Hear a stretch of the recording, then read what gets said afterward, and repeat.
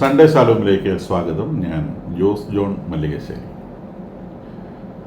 Gaza humanitarian ഫൗണ്ടേഷൻ്റെ GHF പ്രവർത്തനങ്ങളിൽ Hamas ഇടങ്കുവലിടും എന്നുള്ളത് നമ്മൾ ആദ്യം മുതലേ പ്രതീക്ഷിക്കുന്ന ഒരു സംഗതിയാണ്. അത് അവർക്ക് പറ്റാവുന്നതിൻ്റെ പരമാവധി അവർ ചെയ്യുകയും അന്താരാഷ്ട്ര മാധ്യമങ്ങളിൽ വാർത്താ പ്രാധാന്യമുള്ള ഒരു സംഗതിയായി ഇത് പ്രസിദ്ധീകരിക്കപ്പെടുകയും ചെയ്യും. നമ്മളുടെ നാട്ടിലെ മലയാള മാധ്യമങ്ങളടക്കം ഇന്നും വളരെ പ്രാധാന്യത്തോടെ GHFൻ്റെ എയ്ഡ് സെൻറ്ററിൽ ഭക്ഷണം വാങ്ങാനെത്തിയ നിരപരാധികളെ ഇസ്രായേൽ സേന വെടിവെച്ചു കൊന്നു എന്ന വാർത്ത പ്രസിദ്ധീകരിച്ചിട്ടുണ്ട്. വാസ്തവത്തിൽ അവിടെ എന്താണ് സംഭവിക്കുന്നത് എന്ന് ലോകത്തിൽ ആർക്കും അറിയാൻ പാടില്ല. ഒന്നാമതോടെ മാധ്യമങ്ങൾക്ക് ഫ്രീ ആയിട്ട് ആക്സസ് ചെയ്യാൻ പറ്റില്ല. വാർ സോണാണ്, ഒട്ടും സേഫ് അല്ല. അതുകൊണ്ട് തന്നെ ഇസ്രായേൽ ഒരിക്കലും അവിടെ ആളുകളെ, പത്രക്കാരെ ഫ്രീ ആയിട്ട് പ്രവേശിക്കാൻ അനുവദിക്കാറില്ല. കാരണം അവിടെ വാർ സോണാണ്. വാർ സോണിൽ ആർക്കും എപ്പോഴും വെടിയേൽക്കാം. വാർ സോണിൽ പോകുന്നത് സേഫ് അല്ല. അപ്പോൾ അതുകൊണ്ട് തന്നെ അവിടെ ഫ്രീ ആയിട്ടുള്ള മാധ്യമ പ്രവർത്തനം സാധ്യമല്ല.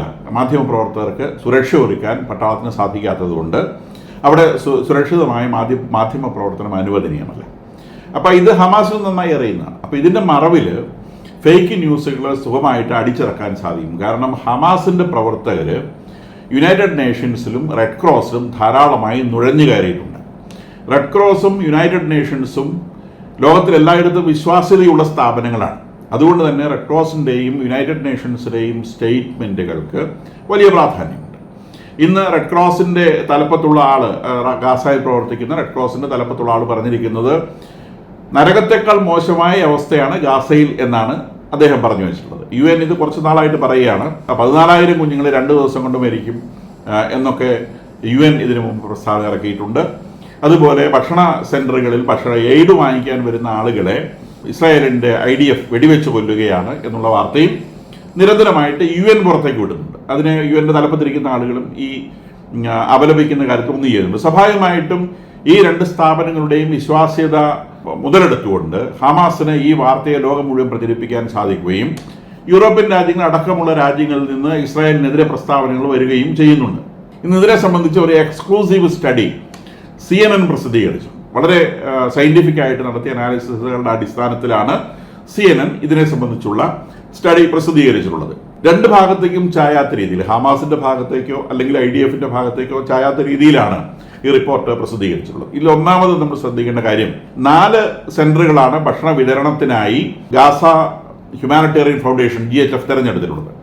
അതിൽ 4 സെൻറ്ററുകളിലും ഒന്നിച്ച് ഭക്ഷണ വിതരണം സ്റ്റാർട്ട് ചെയ്തിട്ടില്ല. കാരണം ഇവരിത് പ്രതീക്ഷിക്കുന്നുണ്ട്, നിശ്ചയമായും സംഭവിക്കുമെന്ന് ഇവർക്ക് ഉറപ്പുണ്ടായിരുന്നുകൊണ്ട് തന്നെ ഒരു സെൻറ്ററിൽ മാത്രമാണ്, ഈജിപ്തിൻ്റെ അതിർത്തിയോട് ചേർന്നിട്ടുള്ള ഒരു സെൻറ്ററിൽ മാത്രമാണ് ഭക്ഷണ വിതരണ കേന്ദ്രം തുറന്നിട്ടുള്ളത്.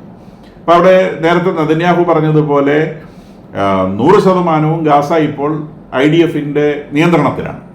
80% പരിപൂർണമായിട്ട് നിയന്ത്രണത്തിലാണ്. 20% ആളുകൾ നിൽക്കുന്ന ഏരിയ ആയതുകൊണ്ട് അവിടെ നിന്ന് ഹമാസിന് നീക്കാൻ കഴിഞ്ഞിട്ടില്ല. ആളുകളുടെ ഹമാസ് അവിടെ കലർന്ന് ജീവിക്കുന്നുണ്ട്. ഈ ആളുകൾ നിൽക്കുന്ന സ്ഥലങ്ങളിലാണല്ലോ സ്വാഭാവികമായിട്ടും എയ്ഡ് സെൻറ്ററുകൾ ഉണ്ടാവുക. അപ്പോൾ ഇതിൻ്റെ ഇടയിൽ ഹമാസ് ഇവിടെ ഇടകലർന്ന് പ്രവർത്തിക്കുന്നുണ്ട്. IDFൻ്റെ നിയന്ത്രണം പരിപൂർണമല്ല. സ്വാഭാവികമായിട്ടും IDF പ്രതിരോധത്തിലാണ്. ഏത് സമയത്തും IDFൻ്റെ സെൻറ്ററുകൾക്ക് നേരെ ആക്രമണം ഉണ്ടാവാമെന്ന് അവർക്ക് ഉറപ്പുണ്ട്. അവർ പേടിച്ചാണ് നിൽക്കുന്നത്. ഗറില്ല ആക്രമണങ്ങളെ സംബന്ധിച്ച് അവർ 100% വിജിലൻ്റാണ്. ഈ എയ്ഡ് സെൻറ്ററുകൾ കൃത്യമായ വേലിക്കെട്ടിൻ്റെ ഉള്ളിലാണ് സ്ഥാപിച്ചിട്ടുള്ളത്. കൃത്യമായ വേലിക്കെട്ടുകളും ടെൻറ്റും ഒക്കെ അടിച്ച് അതിനകത്താണ് ഭക്ഷണ സാധനങ്ങൾ സൂക്ഷിച്ചിട്ടുള്ളത്. അതിനകത്തേക്ക് കടന്നു പോകാൻ ഒരു വഴിയും നിശ്ചയിച്ചിട്ടുണ്ട്, ഒരൊറ്റ വഴി. ആ വഴിയിലൂടെ മാത്രമേ ആളുകൾ എയ്ഡ് സെൻറ്ററിലേക്ക് പ്രവേശിക്കാൻ പാടുള്ളൂ. കൃത്യമായ നിർദ്ദേശം കൊടുത്തിട്ടുണ്ട്. ആ വഴിയിൽ നിന്ന് അങ്ങോട്ടോ ഇങ്ങോട്ടോ മാറിക്കഴിഞ്ഞാൽ അവർ ഭക്ഷണം വാങ്ങിക്കാൻ പോകുന്നതല്ല എന്നാണ് അനുമാനിക്കപ്പെടുക. കാരണം ഇത് പട്ടാള നിയമമാണ്, ജനാധിപത്യം കാര്യമൊന്നുമില്ല, പട്ടാളത്തിൻ്റെ നിയമമാണ്. പറയുന്ന വഴിക്ക് പോയേ പറ്റൂ. അപ്പോൾ അതിൽ നിന്ന് വിട്ട് ഈ എയ്ഡ് സെൻറ്ററുകൾ കാക്കാൻ വേണ്ടി IDFൻ്റെ ഭടന്മാരുണ്ട്. എയ്ഡ് സെൻറ്ററിൻ്റെ ഉള്ളിൽ അതിൻ്റെ പുറത്തെ ബോർഡറിനോട് ചേർന്ന് IDFൻ്റെ ഭടന്മാരുണ്ട്. ഭക്ഷണ സാധനങ്ങൾ കട്ടുകൊണ്ട് പോകാതിരിക്കാനും ഹമാസ് അവിടെ വന്ന് കുഴപ്പങ്ങൾ ഉണ്ടാക്കാതിരിക്കാനും വേണ്ടി എയ്ഡ് സെൻറ്ററുകളുടെ, ഈ ഭക്ഷണം വിതരണം ചെയ്യുന്ന സെൻറ്ററുകളുടെ ഉള്ളിൽ തന്നെ അതിൻ്റെ ബൗണ്ടറിയോട് ചേർന്ന് IDFൻ്റെ പ്രസൻസ് ഉണ്ട്. ഉള്ളിൽ ഭക്ഷണ സാധനങ്ങൾ വിതരണം ചെയ്യുന്നത് അമേരിക്കയിലെ പ്രൈവറ്റ് കമ്പനികളാണ് എന്നുള്ളതും നേരത്തെ മുതൽ നമ്മൾ പറഞ്ഞിട്ടുള്ള സംഗതികളാണ്. ഇപ്പോൾ ഭക്ഷണ സാധനങ്ങൾ സൂക്ഷിച്ചു വയ്ക്കുന്നു, പ്രൈവറ്റ് ഏജൻസികൾ അത് വിതരണം ചെയ്യുന്നു.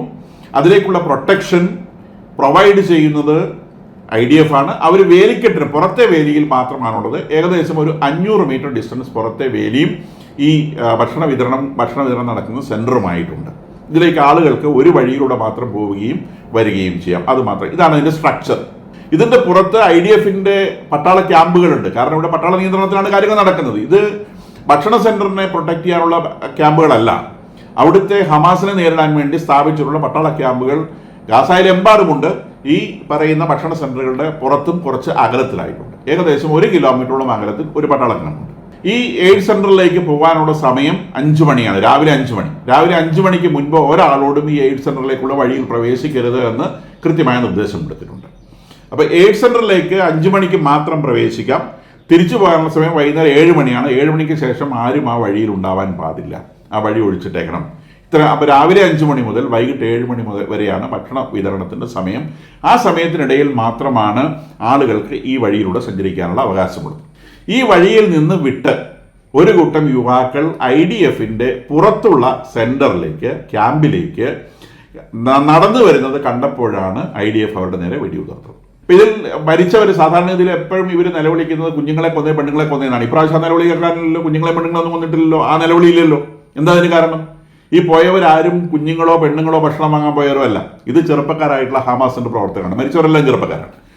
20-നും 30-നും ഇടയ്ക്ക് പ്രായമുള്ള ആളുകളാണ് കൊല്ലപ്പെട്ടവർ. ഇവർ ഈ ഭക്ഷണ വിതരണത്തിന്റെ മറവിൽ ഈ IDF-ന്റെ പട്ടാള ക്യാമ്പിന് നേരെ നീങ്ങിയവരാണ്. ആ പട്ടാള ക്യാമ്പിന് നേരെ നീങ്ങിയപ്പം അവർ വെടിവെക്കുകയും അവർക്ക് എത്ര പേര് ആളുകളെ കൊല്ലാൻ, സിവിലിയൻസിന് നേരെയല്ല ഹമാസിന്റെ പ്രവർത്തകർക്ക് നേരെയാണ് വെടിവെച്ചത് എന്നുള്ളതാണ് IDF-ന്റെ നിലപാട്. 31 പേര് കൊല്ലപ്പെട്ടു എന്നാണ് UN പറയുന്നത്. 21 ഡെഡ് ബോഡികൾ ആശുപത്രിയിലെത്തി എന്നാണ് ആശുപത്രി അധികൃതർ പറയുന്നത്. ഇനി ശ്രദ്ധിക്കേണ്ട വേറൊരു കാര്യം, ഈ 21, 31 ഒക്കെ നമ്പർ പറയുന്ന വെടിവെപ്പ് നടന്നത് ഞായറാഴ്ചയാണ്. അതിനുശേഷവും ഇതേ സ്ഥലത്ത് വെടിവെപ്പ് നടന്നിട്ടുണ്ട്. തിങ്കളാഴ്ചയും നടന്നിട്ടുണ്ട്, ചൊവ്വാഴ്ചയും നടന്നിട്ടുണ്ട്, ബുധനാഴ്ചയും നടന്നിട്ടുണ്ട് വെടിവെപ്പുകൾ. അതെങ്ങനെ സംഭവിച്ചു? അപ്പൊ സാധാരണഗതിയിൽ ഒരു ദിവസം ഒരു സ്ഥലത്ത് ആക്രമണം ഉണ്ടായാൽ ആ ഭാഗത്തേക്ക് പിന്നെ ആരും പോവില്ലല്ലോ. അപ്പൊ ആ ഭാഗത്തേക്ക് വീണ്ടും ആളുകൾ പോകുന്നുണ്ടെങ്കിൽ അവരുടെ ഉദ്ദേശം എന്താണ്? ഒന്നുകിൽ ശവം ഉണ്ടാക്കുക എന്ന ഉദ്ദേശം, ശവം ഉണ്ടാക്കി പരസ്യം നേടുക എന്ന ഉദ്ദേശം, അല്ലെങ്കിൽ ആ പട്ടാള കേന്ദ്രത്തെ ആക്രമിക്കുവാനുള്ള ഒരുപക്ഷെ സൂയിസൈഡ് ബോംബേഴ്സ് ആയിട്ട് ആക്ട് ചെയ്യുന്ന ആളുകളായിരിക്കാം. അപ്പം ഈ കൊല്ലപ്പെട്ടു എന്നുള്ള ഈ ന്യൂസ്, ഇത് ഭക്ഷണം വാങ്ങാൻ ചെന്നവരെ കൊന്നു എന്നുള്ളത് ഫേക്ക് ന്യൂസാണ്. ഭക്ഷണം വാങ്ങാൻ ചെന്നവരെ അല്ല കൊന്നത്.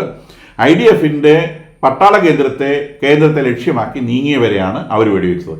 ഈ പട്ടാള കേന്ദ്രം എന്ന് പറയുന്നത് ഈ ഭക്ഷണ വിതരണ കേന്ദ്രത്തിന്റെ ഉള്ളിലോ അതിന്റെ വേലിക്കെട്ടിനകത്തുമല്ല.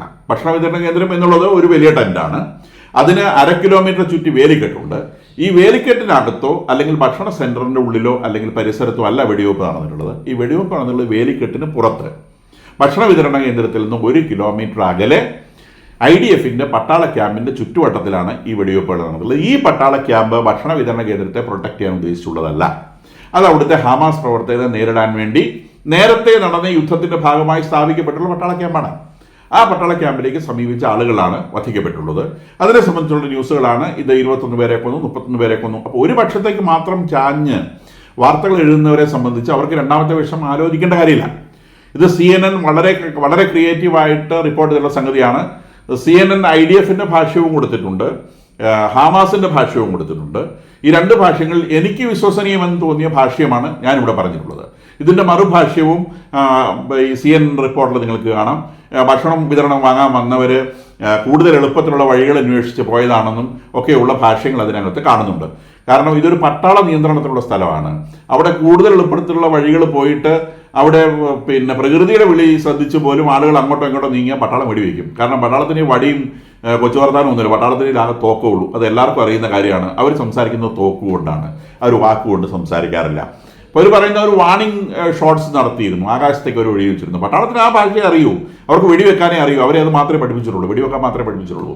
ലാത്തി കൊണ്ട് അടിച്ചോടിക്കാനോ ഉന്തിത്തള്ളി മാറ്റാനോ ഒന്നും പട്ടാളത്തെ പഠിപ്പിച്ചിട്ടില്ല. പട്ടാളത്തെ പഠിപ്പിക്കുന്നത് വെടിവെക്കാനാണ്. അവരുടെ തോക്കുണ്ട്. ഇത് ഗാസയിലെ ജനങ്ങൾക്ക് വളരെ കൃത്യമായി അറിയാം. കാരണം ഇവിടെ ഈ പ്രശ്നം ഉണ്ടാകുന്ന ഇന്നും ഇന്നലെ ഒന്നുമല്ല, ആ നാടുള്ള കാലം മുതൽ അവിടെ പ്രശ്നമുണ്ട്. അപ്പോൾ അതുകൊണ്ട് പട്ടാളത്തിൻ്റെ ഭാഷയും പട്ടാളത്തിൻ്റെ രീതികളും അവർക്കറിയാം. ഡ്രോണുകളിലൊക്കെയാണ് മൈക്കുകൾ ഘടിപ്പിച്ചുകൊണ്ട് മുന്നറിയിപ്പുകൾ കൊടുത്തിട്ടുള്ളത്, ഇന്ന ഭാഗത്തേക്ക് നീങ്ങരുത് എന്നുള്ളത്. അതും ഈ റിപ്പോർട്ടിൽ ചേർത്തിട്ടുണ്ട്.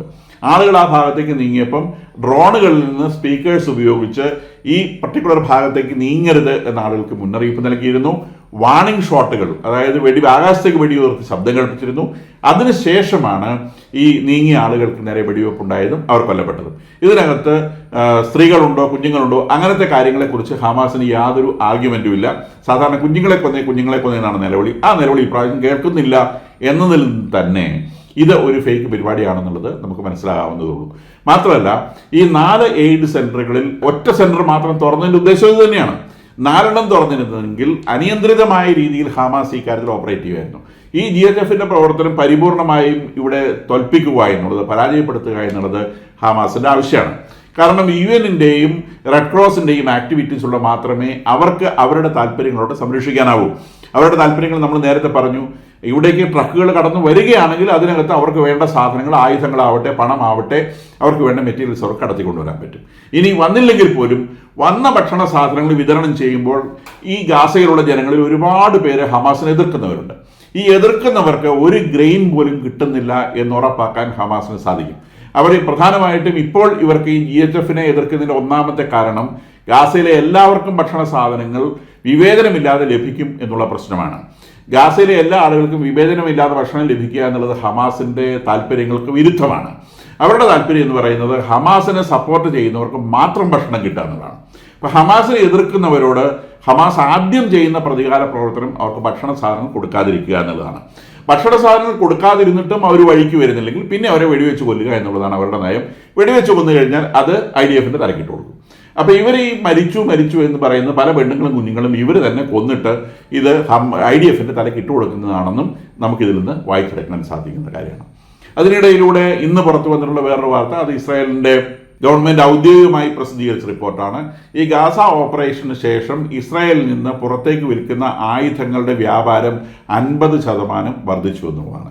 യൂറോപ്യൻ രാജ്യങ്ങളാണ് കൂടുതലായിട്ട് ഇസ്രായേലിന് ആയുധങ്ങൾ വാങ്ങുന്നത്. മൊത്തം ആയുധ കച്ചവടത്തിൻ്റെ 60% സെയിലും യൂറോപ്യൻ രാജ്യങ്ങളിലേക്കാണ്. ജർമ്മനിയൊക്കെയാണ് പ്രധാന കസ്റ്റമർ. അവരുടെ ആയുധ വ്യാപാരം ഏകദേശം $1 ട്രില്യൺ എടുക്കുന്നു. Trillion, million, billion, trillion. $1 trillion അടുത്ത് കഴിഞ്ഞ വർഷത്തെ ആയുധ വ്യാപാരതകൾ, അതായത് 23, ഏകദേശം 30-40% ആയുധങ്ങൾ 24 അവർക്ക് വിൽക്കാൻ സാധിച്ചു എന്നാണ് അവരുടെ കണക്കുകൾ സൂചിപ്പിക്കുന്നത്. അതായത് ഈ ഗാസ യുദ്ധം തുടങ്ങിയതിന് ശേഷം അവർ അവിടെ പ്രയോഗിച്ചിട്ടുള്ള വിവിധ തരത്തിലുള്ള ആയുധങ്ങളുടെ ആക്യുറസി മനസ്സിലാക്കി ലോകരാജ്യങ്ങൾ ധാരാളമായി ഇവർക്ക് ഓർഡർ കൊടുക്കുകയും അങ്ങനെ ആയുധ വ്യാപാരം ധാരാളമായി വർദ്ധിക്കുകയും ചെയ്യുന്നു. അതുകൊണ്ടാണ് ഇസ്രായേലിൻ്റെ എക്കോണമി ഈ യുദ്ധം മുഴുവൻ നടന്നിട്ടും അശേഷം തകരാതെ നിലനിൽക്കുന്നതെന്നും നമുക്ക് മനസ്സിലാക്കാം. ഇനി ഇറാനുമായി ബന്ധപ്പെട്ട വാർത്തകൾ, ഏറ്റവും പ്രധാനപ്പെട്ട വാർത്ത എല്ലാവരും ഇന്ന് പത്രങ്ങളിൽ വായിച്ചിട്ടുണ്ടാവും. ഖമനേയി ട്രംപിൻ്റെ മുഖത്തടിച്ചതുപോലെ പറഞ്ഞിട്ടുണ്ട്, ഞങ്ങളുടെ നാട്ടിൽ വന്ന് യുറേനിയം ഉണ്ടാക്കണോ വേണ്ടയോ, അല്ലെങ്കിൽ യുറേനിയം എൻറിച്ച് ചെയ്യോ വേണ്ടെന്നും ട്രംപ് പറയേണ്ട, അത് പറയാൻ താൻ ആളല്ല എന്നുള്ള കാര്യം ട്രംപിനോട് കൃത്യമായിട്ട് പറഞ്ഞിട്ടുണ്ട്. ഇപ്പോൾ ട്രംപിന് ഏകദേശം കാര്യങ്ങൾ മനസ്സിലായി വരുന്നുണ്ടാവും എന്ന് നമുക്ക് വിചാരിക്കാം.